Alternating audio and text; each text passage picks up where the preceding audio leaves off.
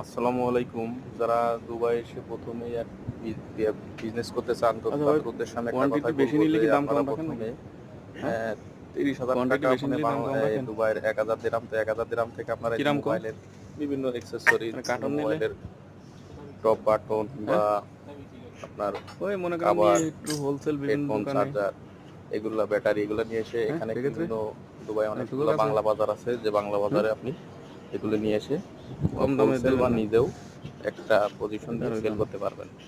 তো এই ব্যবসাটা খুবই অল্প টাকায় করা যায় এবং কোনো ঝামেলা ছাড়াই।